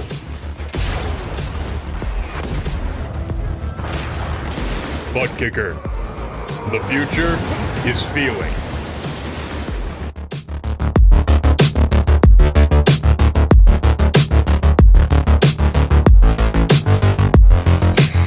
And we are back live here on the TMG Racing Network, taking a look at the field right now just under caution. We're going to go ahead and pull up the points once again, as well as your current running order. Nick DeGroot, he has a decent enough points cushion as your points leader, and everyone behind him is having a pretty poor run. So right now, Nick DeGroot, he is in a very, very safe position.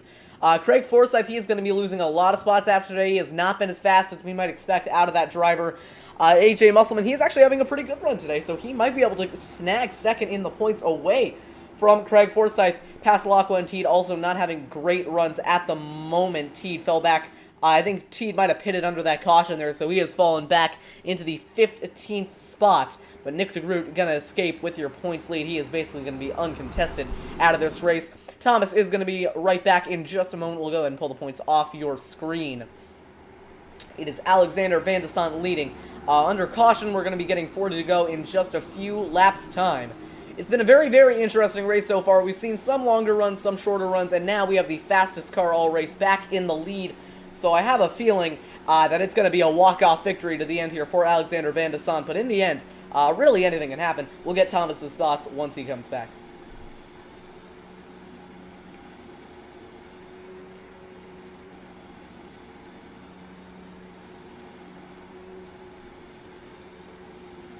I'm kind of running out of things to say here. Lights are out of the pace car, so we're going to go back reading this time by. Everyone will be lining up against the outside wall, starting with Alexander Van de Sant. I think Thomas is back now. Thomas is back. Welcome back, Thomas. Thank you. Yeah, sorry, I needed my extra glass of orange juice because this race is absolutely amazing. Don't you agree, Jonathan? As we're coming back to green, it's going to be on lap 110 of 150. It will be 41 laps to go in this race, and hopefully we'll be able to go green for all of them, get one green flag pit stop in all of this. Will it be Alexander Van de Sant, Nick DeGroot, or will it be someone else? Alexander Van de Sant is leading us back to green. The pace truck this week is getting ready. It's going to go down pit lane. In 3, 2, 1, there it goes, down pit lane, and we are green at the Milwaukee Mile. Ooh, not a very good jump there for Nick DeGroot. It could have been a lot better. He's under fire from Davies going to turn 1. DeGroot on that outside line. Davies trying to push him up the track. DeGroot not having a good set of restarts here. They're fighting behind. Gary Corley's in the midst of it, moving around down the back straightaway. Max Davies now under fire from Corey Lane, who is having a great run today. He had an absolutely abysmal run at Watkins Glen. He has rallied back today up into the top 3. Hunting after that first podium is Corey Lane. Back to you, Thomas. Yep. Alexander Van de Sant has buggered off at the front. No, we're not using that expression again. I'm not gonna talk about the rabbit. I'm not talking about the rabbit. If you don't mention the rabbit, then don't worry. We'll talk about a pigeon. Oh God. He's flown off like a majestic pigeon into the sunset. Better? Sure. We'll go with that. Battle for 6 going on as well. Watch Musselman with a run off the top side, going down to the inside, headed for turn number 3. Good move here by Musselman. If he can get it done, no. Peterson holding strong on the outside line. Eric well Peterson. done. Sorry, continue. Sorry, go ahead. You go. Oh my. Okay, so Eric Peterson, I was just going to say, he hasn't really been particularly impressive this race. However, he's kept it pretty quiet, kept his head down all race. He's gotten himself up into a good position. AJ Hobson and Gary Corley battling it out for 8th place at the moment. Corley down the inside. Hobson trying to hold down to the outside. Big battle going on behind as well. Charles Teed on relatively fresh tires here. About 6 laps fresher than everyone else. Yep. Obviously, the battle we all want to know about, though, is the battle at the front. Nick DeGroot is being caught, actually, by Corey Lane. Corey Lane is... Really? Yeah, he's about 6/10 of a second behind at the end of this lap. Never mind, he's pulling well back. Okay, yeah. Now, Corey Lane, he's playing a nice little game of peekaboo with Nick DeGroot. He's like, hi, I'm here, and now I'm leaving. I'm coming up with new analogies each week, Jonathan. That's the important. That's why you keep me around. I keep it interesting. First it was first you stabbed a rabbit. Now we're talking about a game of peekaboo. It's getting very interesting, so I'm very intrigued to see what you come up with for next week, which I don't know what track that's at. I want to say it's Texas. Battle for the podium right now, not really on. Max Davies falling back quite a bit. Jim Brooks trying to put a little bit of pressure on him, but it's only 6/10 between them. Main battle on the track right now is for 14th. Really around here, a lot of drivers fighting it out. Look a little bit in front of them. Josh Garner battling it out with Benjamin Combs. That for the top 10. Combs going to the high side, trying to make a little bit of a run work up there. It's going to check him up just a bit. Now Josh Garner. Never mind, that was Josh Garner who went up to the high side. Now Charles T looking to put a little bit of pressure on him. Terribly sorry, my headset disconnected itself. Okay, we're back. Welcome back. Please somebody can hear me. Can you hear me? I can hear you. Okay, good. Technical issues have been resolved. We're back. Yay! We love being back. Okay, battle at the front. I mean, Alexander Van der Sant is still flying away like that majestic pigeon, but Nick DeGroot is the man with the harpoon behind and is bringing him back in. Caution on the racetrack. Car backwards on the front straightaway. That is Brandon Pasalacqua spinning around and getting it back going. Oh, what can possibly happen worse for Brandon Pasalacqua in this race? Not much, Thomas. Not much. He has had a pretty sad race. He lost it on the. He looks like he just lost it. Yeah, he came through the corner, got a little loose in the dirty air, and Espinala. Yeah, it's not been a good race for Pasalacqua. You know, just not great. I gotta be honest. Should we bring him up and ask him a few questions? You know, I would, but I feel like that would just be beating a dead horse, to use an expression that people actually use. Dude, YouTube, man, we can't say that anymore. Apparently. Sorry, we are feeding a fed horse. Oh, I like the reference to PETA there. We'll see if anyone comes into the pit lane this time by.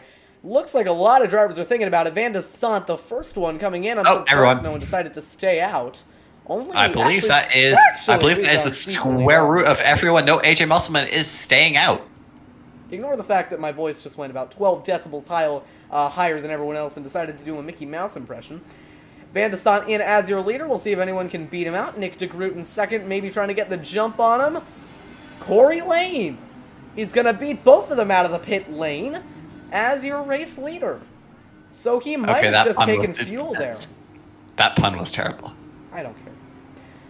But yeah, Corey Lane emerges as your leader. That means that these drivers have enough fuel to make it to the end. The question is now, does AJ Musselman? You know, I don't know. He's been on the stint for 20 laps, so we've seen in the past he's been able to extend it quite a bit. Extend, haha, funny pun. I think what I'm most curious here is how this is going to stack everyone up. Because now your dominant car is restarting in 5th. Your second dominant car is restarting in 6th. And they're going to have to work their way through a lot of lap traffic, but before we get to the restart, we got to take a look at what happened. Because Brandon Pasalacqua went for a spin on the front straightaway. We'll back it up just a bit to take a look at what took place. And he looped it on his own. I think the title of it, the Spinella, is perfectly appropriate because he lost it all by himself. Yeah, you know, Brandon. I'm sorry, Seb. We love you. You know, Brandon Pasalacqua, he had some pretty good runs. Oh, he got on the curbing. Yeah, he might have just got on that inside. There's a little bit of a bump there that's on the curbing in that little, there's like a little patch of asphalt there in the grass. Well, there's a little bit of a bump there as well, and I think Pasalacqua might have hit that at just the wrong angle, and it sent him spinning. One more look at it. Take a look at that. You're going to see that. I can't talk. Right there, there's a little bit of a bump where you see a little bit of rubber being laid down on that yellow curbing. You see him getting loose. You see him working the wheel, and in the end, he just loops it. Yep. You know what? In many ways, we can compare Brendan Pasalacqua to Sebastian Vettel. Oh, don't do that. He can be one of the... Brandon. No. In the good way, so he is an incredibly fast and talented driver. He just spins a lot. You know what? That's not bad. That's not bad. But no, I mean, I'm not saying that he spins a lot. I'm saying that if he makes a mistake, oftentimes it's costly. Yeah. But Brendan Pasalacqua is an incredible, talented driver. He's I feel like I'm digging my own grave here. You know, maybe what we should do, right, is see if the lights are out on the pace car, because this is getting even every caution we run out of things to talk about. Thankfully, the lights are out on the pace car. You know, that's the thing. Whenever we run out of things to talk about, often we start going down, as Jonathan likes to go, with the feeding the fed horse. Well, you know what? Hey. I think that we've talked so much about how this race is getting awkward that we keep feeding this fed horse. This horse is getting kind of fat already. We need to stop with the subtle making fun references. We absolutely do. Well, let's see. Is the pace car gonna pull off? Can we just talk about this race now? Pace car, yes. Please pull off. Please just save us from ourselves. It is off. Green flag is back out. AJ Musselman leading us back to green. Charles Teat falling back a bit on the restart. Green flag is back out. We're gonna go on board with Alexander Van de Sant to see how he is able to navigate through this field. Yeah, of course, though, we know how bad dirty air can be in this race, so they're going to have to be very careful about that. And some smoke might have just been some flashers going in and out. Not again. I just don't want more cautions. No more cautions. We need this race to go to the end. We need the entertainment factor. Watch for Corey Lane as well. He's decently fast here in this race. He's slowing up quite a bit, though. Now on board with Nick de Groot. I believe he might be under fire from Max Davies. No, he is not. Your top 6 single file at the moment. Never mind, here goes Van de Sant down the inside on Corey Lane. This battle for 4th. Okay. I would like to give a real quick shout out to Sir Swagalicious and Greeny. I would like you to ignore everything that is happening in the chat right now. I would like you to not mention that it's happening. Dude, Pog means the race is good, and I agree. Alright, you know what? We'll acknowledge that. Nick de Groot up into 5th, up into the top 5 once again. Chasing after Van de Sant for 4th. Teed getting tight on the apron there. That's going to back them both up. Watch for Van de Sant now trying to go down the inside on Charles Charles M. Johnson. Right now in 2nd, the podium occupied by drivers who are all on old tires now. Nick de Groot trying to make that high line work. Ooh, nearly a little bit of contact there. That was quite a lot of contact between Nick de Groot and Van de Sant. No, there wasn't any contact, but it certainly got very close. That outside line, Van de Sant is making the outside work, and he is through. Yeah, that outside line. He's going for the second move now on Charles Teed, and that is. That looked for a second as if Nick de Groot was going to go straight into Charles Teed's side pod. And oh, we got another caution out on the racetrack. No, AJ Hobson around to the front straightaway, bringing out the 5th or 6th caution of the day. We had a nice long run to start it off, and now it's all gone. Yep, and it was the exact same situation as Brandon Pasalacqua. Yeah, pretty much to the letter. letter. You see that a lot, I think. That curbing it unsettles the car so much. I think a lot of drivers they're trying to get the most they can out of the turn. They overstep the boundaries a little bit, and around they go, especially when they're getting so impatient on these shorter runs. You just have all this pressure building up under the caution. You go back green, and you just drop it on the curbing, trying to get more out of your race car than you really can. Yep. And now it is important to say, though, this series would not be possible without the support of thebuttkicker.com. So go to thebuttkicker.com, and you can have a look at all their products. What they make is essentially stereo systems, which can give you force feedback through your chairs. I have 2 of them.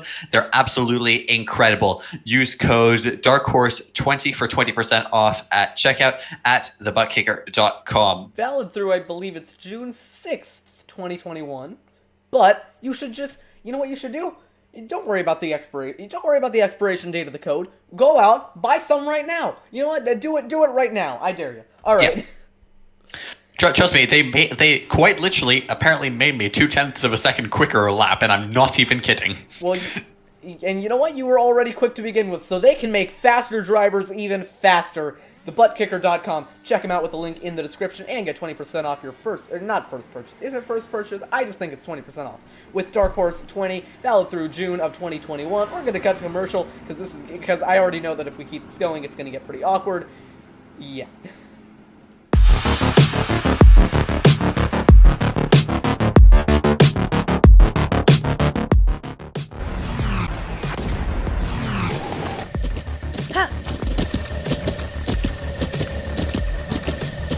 With the Butt Kicker Gamer 2, what you see and what you hear is what you feel.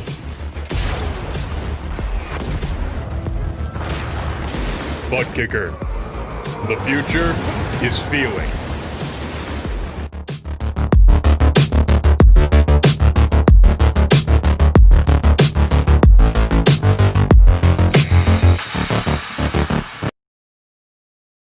And we're back live here on TMG, still under caution from the Milwaukee Mile.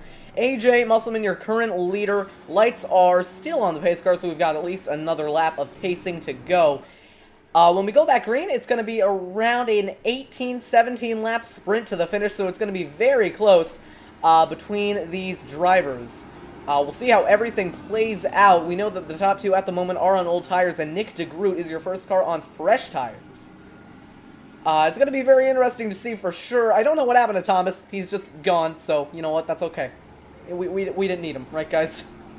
I'm here. Can you hear me? Yes, I can. I can hear you now. Okay. Yes, I'm still here. I've been talking this whole time. I did not hear a single word you said, so I think your mic might have been muted.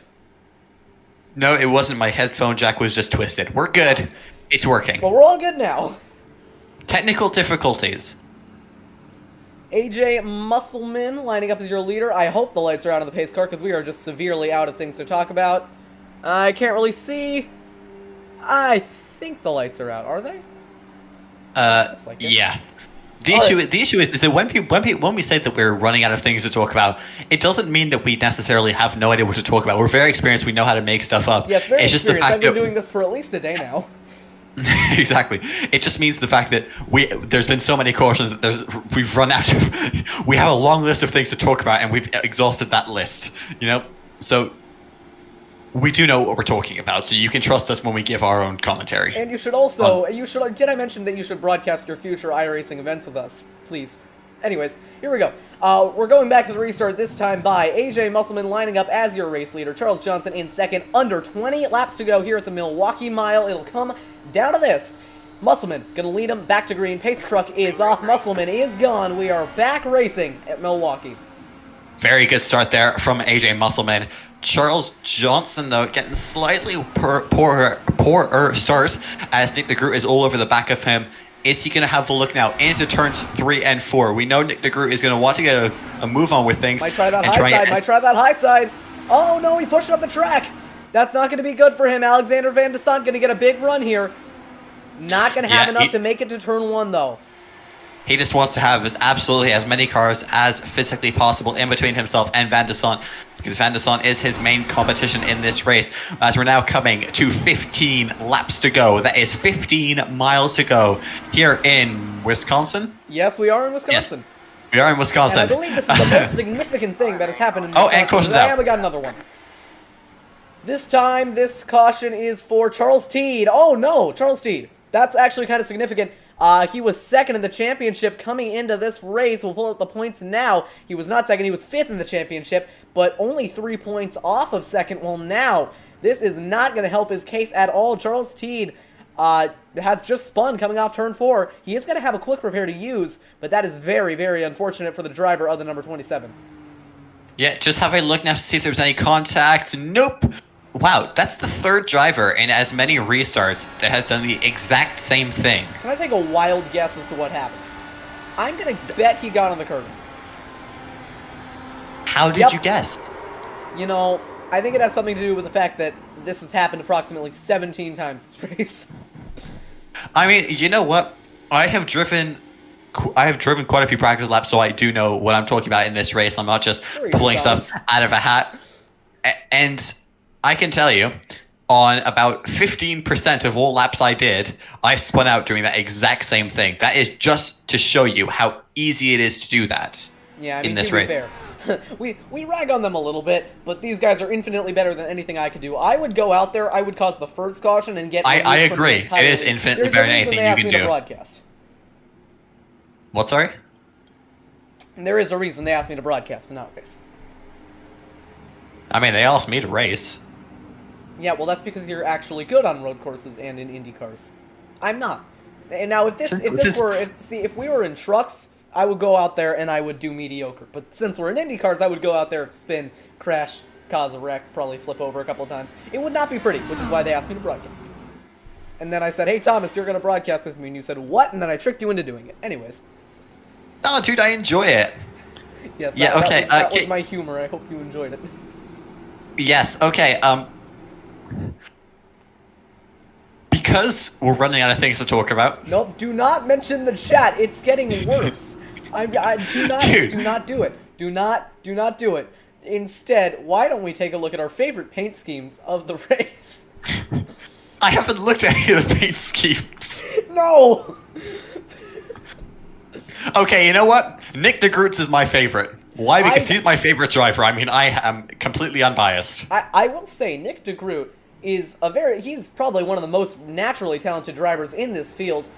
He's in a position to win this race. This would be his, I want to say this would be his 3rd win in 4 starts. So that'd be a 75% win rate. Very, very impressive. He does have 2 drivers to get through. However, keep in mind, AJ Musselman and Charles Johnson, they're both on the end of a fuel run, so this is going to be very close. I mean, on that point, the fact that they're both at the end of their fuel run now, it means their cars are going to be lighter, and they have said tires is not a massive issue for them. So that could, in fact, mean they are going to be 10-fold times faster than Nick DeGroot. I don't think I followed that. Are you saying that drivers on old tires are going to be 10 times faster than... Well, I'm saying the fact that, like, the drivers have been talking about the fact that, you know, tires aren't a massive issue in this race. That too. But, and the fact that they're at the end of their fuel run now means that they're going to have pretty much bare-bone empty tanks. So, their cars are going to be much lighter than Nick DeGroot's. But is that a good thing? You follow me? Then you might lose a little bit of downforce, I think. I don't know how physics work. Well, I'm failing physics, so you can't... Don't Alright, help me. so let's listen to the man who is failing physics. Thomas Fisher, do you think that the weight of the fuel in the car is going to affect the downforce? Well, I'm good at aerodynamic physics, but I'm just not good at other physics. Okay, well, you know what? That's good, because that's what we need to talk about. Exactly, because the whole thing is essentially... The way aerodynamics works is that it's the speed that is adding weight to the car by forcing air upwards and creating... essentially vacuums which suck the car to the ground underneath the wings. Yes. So, in theory, the only difference that this will make, having less fuel, is making the rear slightly more unsteady, which could be the cause of why we've seen 4 drivers spin out, as we're now coming back to the green flag. AJ Musselman will lead us to green, and AJ Musselman is gone. As I have an absolute voice hiccup. Hey, it's okay. You know how many times that's happened to me. You just have to make. And Nick DeGroot is on the move already, and he is by Charles Johnson like that. Slide job! Slide job on Charles Johnson. Very nice move out of Nick DeGroot. Excuse the awful and Dale Nick DeGroot, Jr. he's impression. going for it the again. lead. Oh my God! They're 3 wide and they're into the wall. Up and over goes AJ Musselman. 2-car crash in the outside wall hard in turns 3 and 4. Caution is out again. My, oh my, that was a very intense restart. And I have a feeling that was, one more car involved. Todd Schneider got involved late. Right. I think we saw what happened there. They went 3 wide going into 3. That guy in the middle got tight up into AJ Musselman. And for a second there, I thought Todd was just going to drive backwards on the track trying to get to that access road. But anyway. How wrong you are, Jonathan. So, I'm just going to give it, if you want to bring up the replay of what happened, I can run us through what happened. You know what? I will. If you head on over to the Discord chat, you can see the live stream so you can see what I'm doing. I know, I'm watching. I got my phone here. Okay. Yeah, so, you can see here. So, heading down towards it now, Charles Johnson is behind Nick DeGroot. Heading into turn 3, Charles Johnson actually hits the back of Nick DeGroot, which forces him up the track and doesn't give him a choice but to go 3 wide. And then he slides up into AJ Musselman. And then straight to the scene of the accident. Well, I will say I was right on one thing. Charles Johnson, he was at fault. It wasn't because he got tight. There's AJ Musselman flying through the air. Surprisingly, I don't think he ever goes over. He gets hooked on the back. Oh my goodness. He gets hooked on the back of Johnson, but never actually goes over. And Johnson comes down, and I don't actually know where the contact happened. Somewhere around here, you're going to see Todd Schneider get involved in the wreck and spin. There you go. There it is. Yep. Got clipped by Musselman hard into the wall. Very unfortunate for Schneider. Yep. It looks right now as if we're going to be coming to green with approximately 6 laps to go. Oh my, look at that. Hard crash. You got to feel for AJ Musselman because that's not really something he could do anything about. We can go on board But I mean, really, he didn't really have anywhere to go. You're going to see it. He's taking his line, going through 3 and 4. Gets hit from Johnson, and up and over he goes. Yep. Pretty violent So- crash as well. Yeah. We're going to be coming to green with about 6 laps to go, if I can do maths. I think I I can. don't know, can you? I'm trying, man. It's 9:30 at night, and it's a Wednesday night. Maths is not my strong suit tonight. But yep, no, we will be coming to green with 6 laps to go in this race. So all Nick DeGroot has to do is hold on for 6 laps, and he will be the winner here in Wisconsin. On the other hand, he does have one of the fastest drivers on the grid, Alexander Van de Sant, all over his gearbox. That is So- true. That is true. We're just going to have to see what happens. I hope you folks at home are enjoying the race. All 10 of you that are currently watching. So, We're in the double Yep. digits, boys. we've been in the double digits all race, and Benji-O, you are entirely right. 20% off butt kicker is pretty pog. I'm fully with you on that. Code... I hate this. Dude, Hey, you know, he I'll said- explain to you more after the race. You know what? I'll explain to you more after the race. You should I have feel a like link in there's the a joke description. here I'm not pretty sure getting. the link is in the description, is it not? Oh, should be. I'm pretty sure it is. But It is. It is just. The It is, but butt it's kicker. not a link. It is, but it's not a link. Well, Yep, so if you have a look in the Control-C, description... Control-V, Oh, Sir Swagalicious, correct, you are probably at home. So code DARKHORSE20 for 20% off at thebuttkick.com until the 30th of June 2021. It's sometime in June 2021, but that's so far out. Why would you wait when you can just go and get 20% off right now? You know? Yep. As here we go. Everyone, I hope you're on the edge of your seats to see this restart. I'm not, It is but- Nick de Groot from Van de Sant. And in third, Corey Lane looking to get his first ever podium. The pace truck is there he in, goes. and Nick de Groot is gone immediately. He's going all the way down to the inside of the track, trying to break the slipstream from Alexander Van de Sant. And very good start, pulling a gap already. Corey Lane has dropped right back from Alexander Van de Sant. Max Davis has fallen back from him. You can see Alexander Van de Sant is catching up to Nick de Groot. He's in that draft. Oh, I like He's gonna this. he's gonna have to slow down and Oh! get very loose. He nearly Very got the loose. curving there, but let me say, I really, really like this because these two drivers, they've been the fastest ones all day. Now it's going to come down to them for the win, and it's looking like Nick de Groot is going to pull the upset on Alexander Van de Sant. Yeah, he most certainly is. Corey Lane, absolutely no pressure from behind from Max Davis. But now the battle is all at the front. Will Alexander Van de Sant be able to bring this home? Sorry, will Nick de Groot be able to bring this home? Will Alexander Van de Sant be able to catch him? We are 3 laps to go. That is 3 miles to go. There's the gap between 2 the and a leaders. half miles to go now in this race. Alexander Van de Sant is approximately 7/10 of a second behind Nick de Groot. Oh, de Groot went Nick wide, so did Van de Sant. They're both pushing really hard to get this win. 7.5 tenths between your two leaders, up to 9 tenths now. 2 laps to go at the line. Yep. Here we go. Corey Lane, no pressure from Max Davis.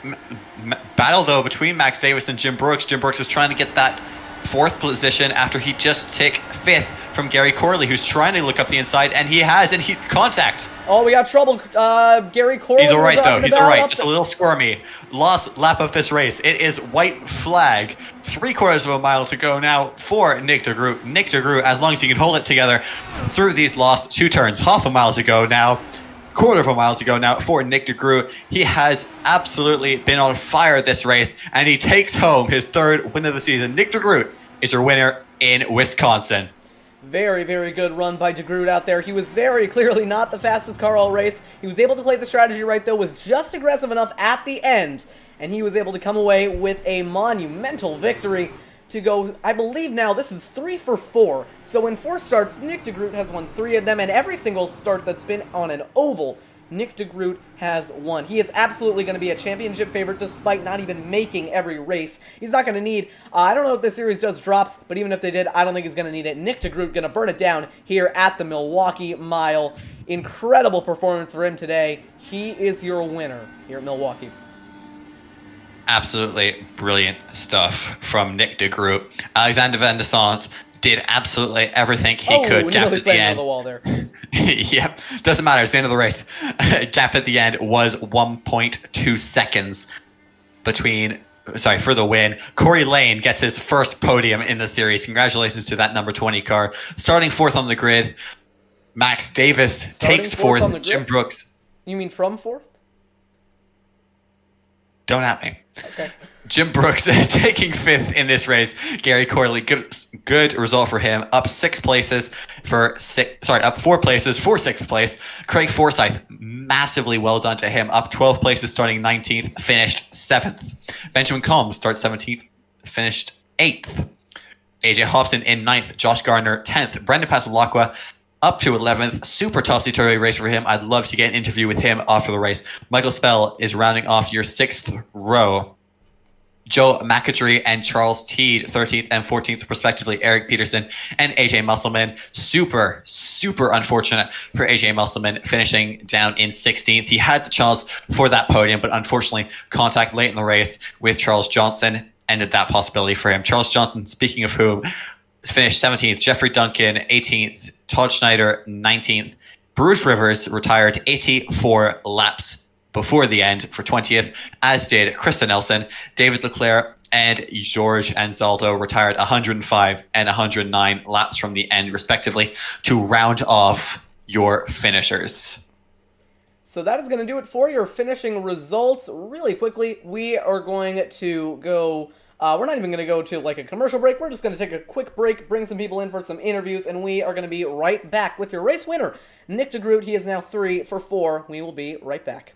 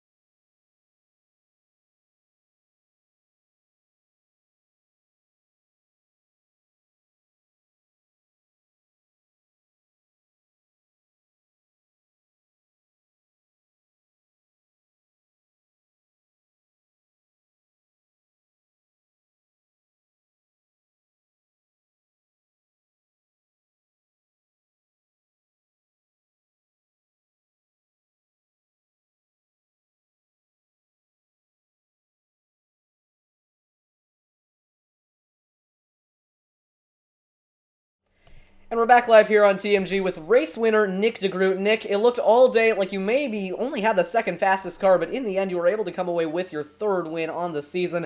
Talk us through those last couple of restarts there and what you were able to do to get this win. Yeah, this one was pretty surprising because Alex had that field covered. He had me covered. The only time I ever had a chance was when I got in front of him and I got that clean air, because it's just that clean air is worth so much. He could stick with me, but just because of how planted that car is in clean air and the dirty air when you're in second, I was able to hold him back. But yeah, at the end of the race, the key was the traffic. I only passed Alex twice that entire race, and both times were identical. It was on the outside and in traffic. So that was the only way I was getting around him, and then it just kind of worked out in the end there. Shame for what happened with AJ and Charles. They were having a great run there. They had a interesting strategy that put them to the front of the field. But yeah, I knew that final restart, I just needed to nail 10 corners, 5 laps, and we were going to come away with it, win number 3. Yeah, Nick, super well done. You absolutely deserve that race win. You drove the wheels off of that car. Can you tell us, what is your genie in the bottle? Do you have a technique here? Have you learned what Alex has been doing and you figured out, you can beat him? Or is honestly quite a lot of this just been luck and being in the right place at the right time? This race in particular, I would say there was a lot of luck involved, especially at the end there when I was going for the lead and the incident happened, and just the circumstances where I was able to get Alex. He was just held up, and I had a moment there in turn 3 where I could get to the outside of him, and happened twice. So I remembered it from earlier, and I think there was a lot of luck involved. I was never going to pass him outright, and those guys up there, they had really good strategy. I don't know if I was going to be able to clear AJ there out of 4, but then he got turned, so just threw the race right in my lap.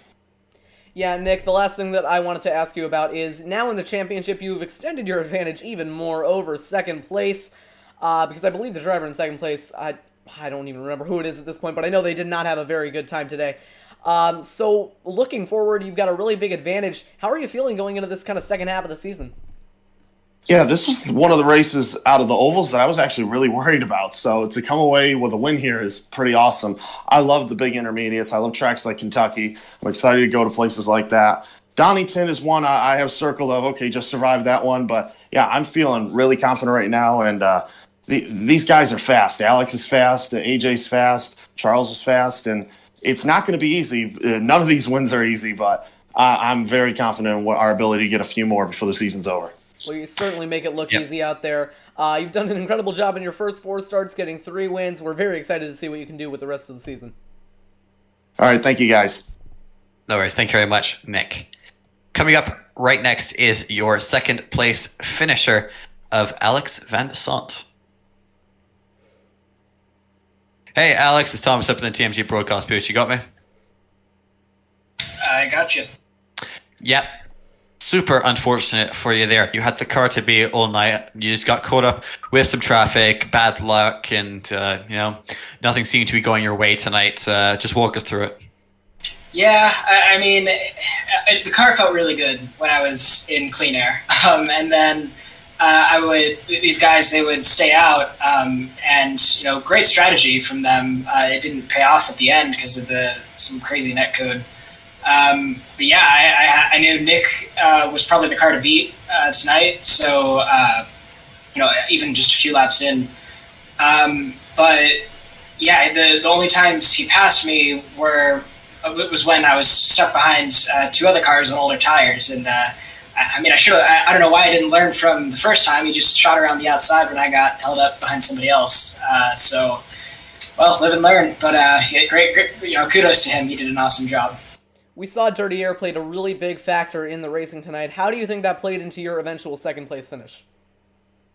Yeah, I mean, it allowed Nick to get around me those 2 times, and then I think if there was a longer run at the end there, I may have gotten around him. The first time I was running behind him, I was just starting to catch up to him. His tires had just started to wear out more, and then the caution came out, and so it didn't matter in the end there. I guess we'll never know. Yeah. 2 things I want to talk to you about now. The first one is, how do you feel about the fact that we're going to Kentucky next week? What are your thoughts on that track in particular? Super excited. I haven't driven it in this car, but in the IR18, it's super fun. It's a really fast track. It's just it's just a big bowl. So I'm excited. Yep, and as well, what about Donington? You won last time at the road course. What are you going to do this time on the 9th of December? I'm looking forward to Donington. I haven't driven that track in a very long time, and only on Project Cars 2, so I kind of know the layout, but I'll need some time to relearn it there. Yep. To finish off the season as well, we have the Indy 500 on the 19th of December. Are you looking forward to that race? What do you reckon you're going to be able to do in that one? Well, you always look forward to Indy. I haven't driven Indy in this car before, so it's a big unknown for me. But I've had success at Indy before, so excited.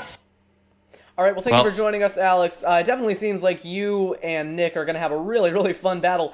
Really throughout the season, it seems like you and him have a lot of similar track preferences, especially when it comes to places like Kentucky, Donington. So it'll be very interesting to see kind of how that battle develops. Congratulations on your second place finish. Thank you, guys. And lastly, we're going to bring up third place finisher Corey Lane, who just, I believe we can actually, can we? Yes, we can. And you just brought him up. Corey, this is Jonathan up at the TMG broadcast booth. You got us? Yep, I got you. Well, Corey, it was a very hard-fought race for you. I believe this is only your second start in the series, yet you were able to come away with a podium. Walk us through kind of those last couple of restarts there and how you were eventually able to snag that third place finish. At the end there, I just had old tires, so I was just running my race, and then they were just dropping like flies in front of me. Yeah, well, we saw that your car was very in and out on the pace all week. Were you just, all night, were you just struggling quite a bit with the dirty air, and once you got into the slight clean air, you were better off, or do you reckon it was just you got suited to the car better as the race went on? When I get into the groups of cars, I'll feel the push a bit too much, and I'll start pushing up a bit, so I'll slow it down and just gather myself up again. And last thing, Corey, it was a very strong result for you here. I believe this is only your first start in the series that is not on a road course. You were able to finish in third. What do you think this means for the rest of your season? Hopefully I'll come back stronger and get a podium again and again and again. All right, well, definitely sounds good. Thank you for joining us, Corey, and congratulations on your podium. Oh, thank you, guys. So that's actually going to do it for our coverage of the Dark Horse IndyCar Series Race 5 at the Milwaukee Mile. It was a very, very up and down race for a lot of drivers and a very, very exciting race all the way through. We hope you all enjoyed it just as much as I did. You can take a look at your results on the left-hand side of your screen, but we'll be pulling it away in 3, 2, and 1. Well, too bad if you missed it. We are going to see you all next Wednesday for the race at Kentucky. That'll be race 6. We'll see how the championship battle develops then. Thomas, you got anything else to say before we sign out? Nope, that's about it, Jonathan. Well, sounds good to me. For TMG, this has been Jonathan Oates and Thomas Fisher. We're going to see you all next weekend at Kentucky. Goodbye, everybody. Have a good one.